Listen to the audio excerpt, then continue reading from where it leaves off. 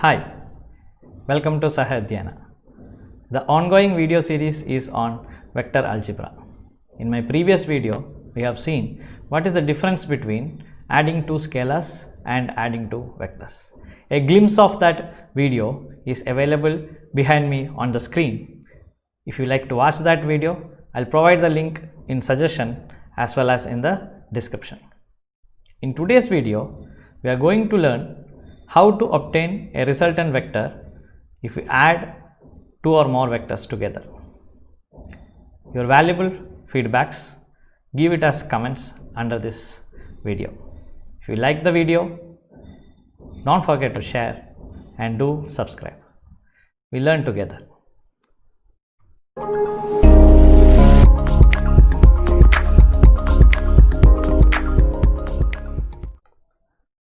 Let us try to understand the concept of resultant vector using an example. So, I would love to take an example of displacement. Consider maybe a snail. Okay, as you know, the snail is supposed to move very slowly from place to place. So, initially let this snail be at some point.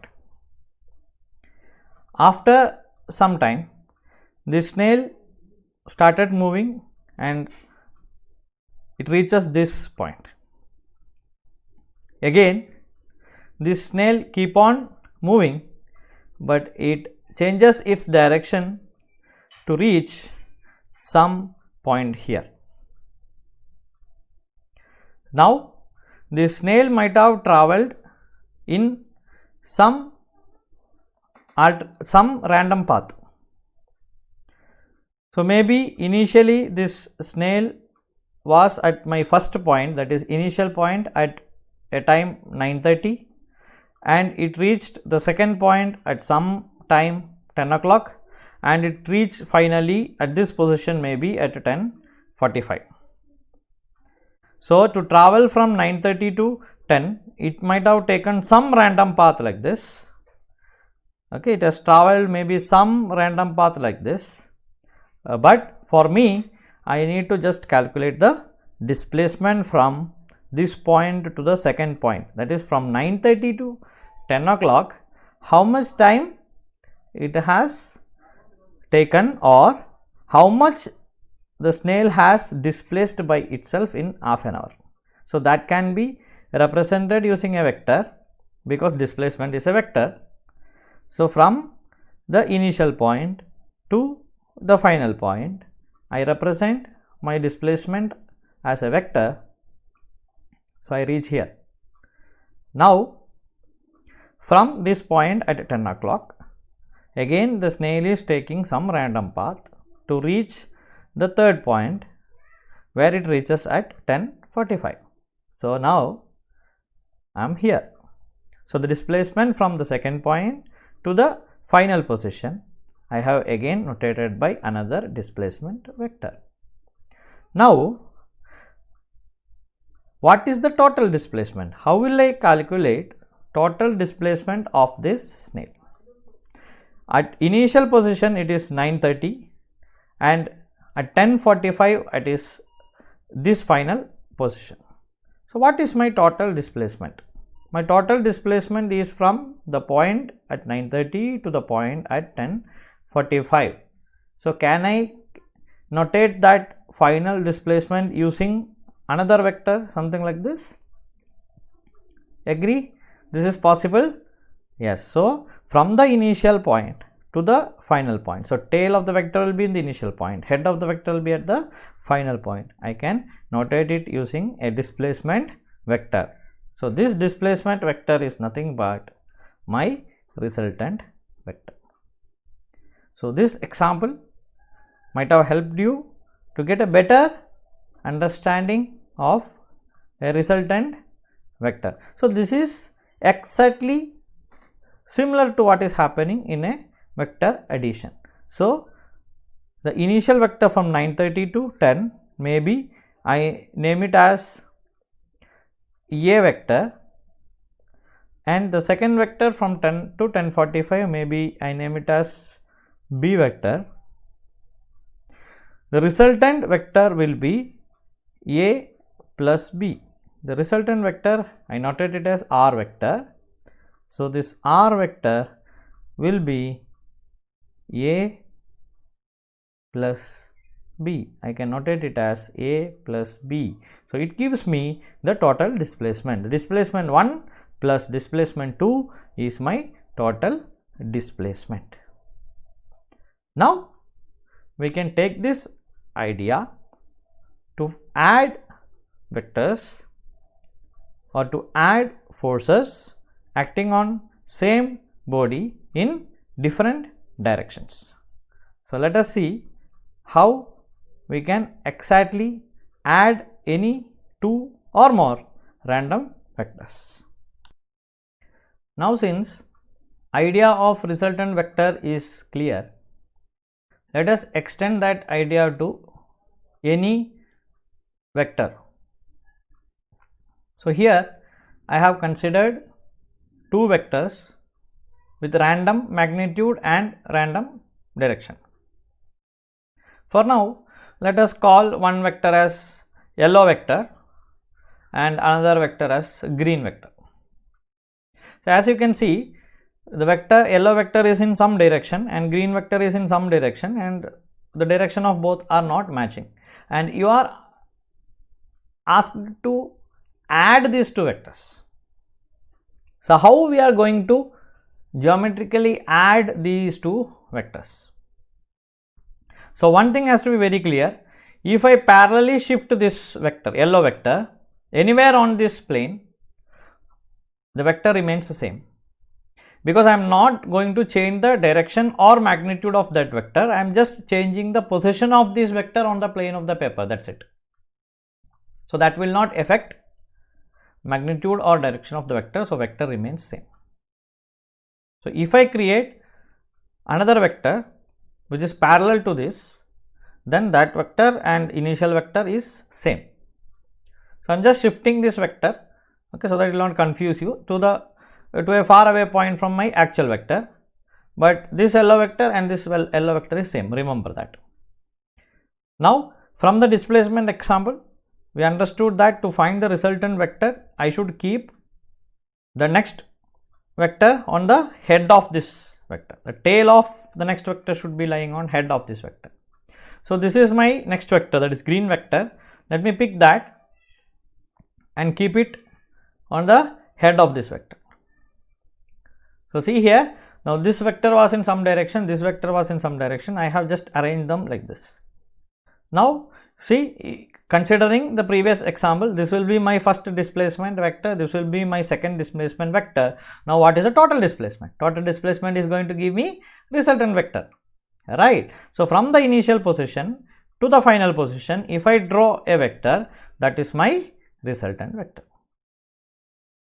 So, to name, let me consider this yellow vector as A vector, green as vector B, then my resultant vector I noted it as vector R.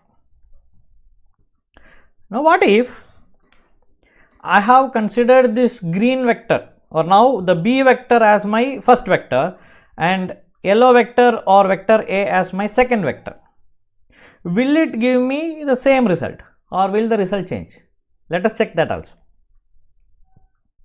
So, let me consider green vector or B vector as my first vector, and I will place the yellow vector, I will shift the yellow vector and place it on the head of my B vector. Now, this becomes my initial position and this is my final position. So, I have to draw a vector, okay, whose tail is on initial position and head is on final position, or draw a vector starting from initial to final position. So, if I draw that, I will get my resultant vector. So, now my first vector was B, my second vector was A, and this is my resultant vector. So, in either case, I am going to get resultant vector by applying the same rule. But again, a question arises, whether this resultant vector and this resultant vector is same. Will it be same? Because I have used same two vectors, green, yellow, A vector, B vector, but in initial case I have positioned A vector first, then B vector. In the second case I have positioned B vector first, then A vector. So will these resultant vector be same? Let us check that. So I'll just pick this R vector from here, okay, and try to keep it here. Is it same? Yeah, it's exactly matching. Apart from some human error while I am drawing that, otherwise it's exactly matching. What you should worry about here is not exactly the length, it's the direction. See the direction? It's overlapping, right? It's overlapping. So what does it say? The resultant vector is parallelly shifted here. That's it. The magnitude and direction remains same. So that tells you that addition of vector is commutative. You can add vector A, then vector B, that is A plus B or B plus A. Both are same. Both are going to give you the same resultant vector. Now we have to see, what if there are more than one vector acting at same point and you are asked to find the resultant vector. So let us check how to geometrically add such vectors. Now consider a vector, let it be blue color vector acting at point. There is another vector acting at the same point. I can consider this vector as any quantity. It can be force, basically force. So better to treat it as a force. So there is one force component acting at one point. There is another force acting at the same point, but with different magnitude and different direction, and there is one more acting at the same point. So when I say same point, better to consider some object there. So there are three vectors acting at the same object, but in different directions having different magnitudes. Now for the purpose of calculations, let me name this as vector A, this as vector B, and this as vector C.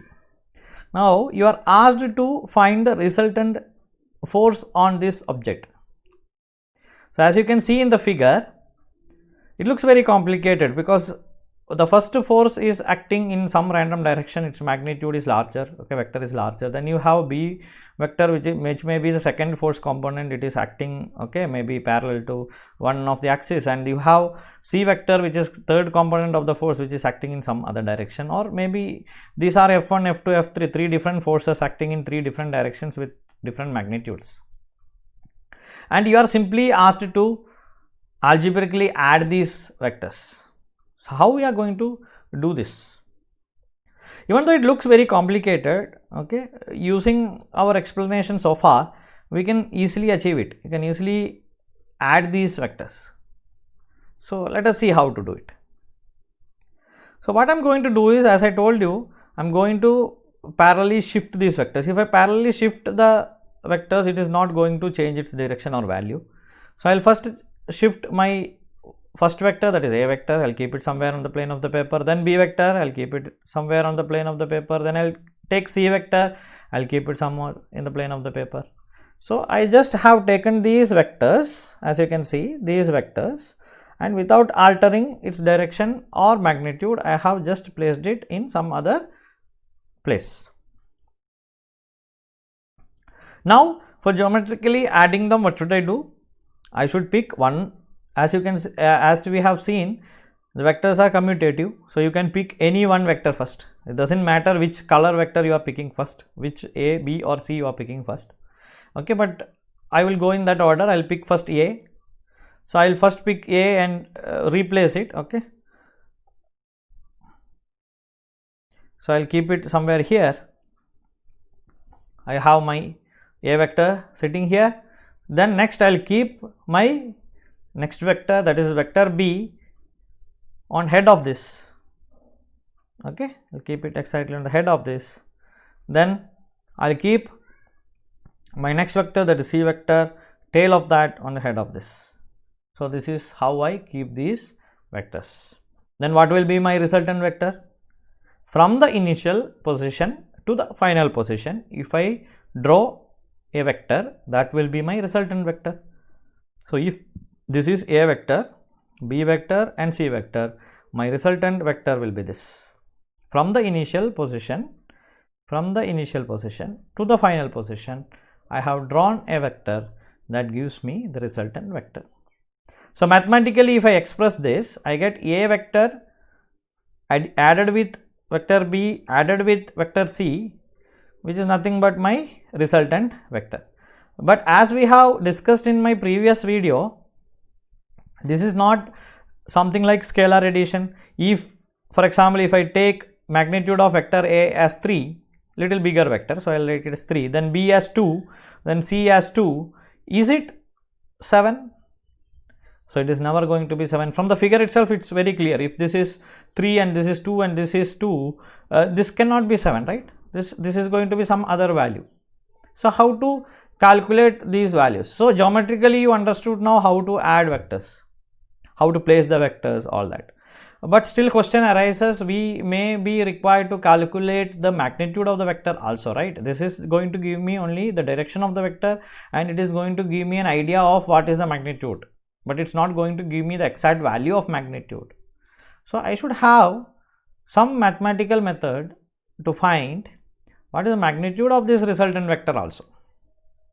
Every time I give you a new problem, in the sense every time I give you vectors to be added, something like this, something like displacement, something like the previous example, every time it is not advisable for you to draw this vector, pick them, make it parallelly, then keep it on the head of the previous vector, all that, then find the resultant vector. That is not advisable in every applications. So there are certain defined methods for addition of these vectors.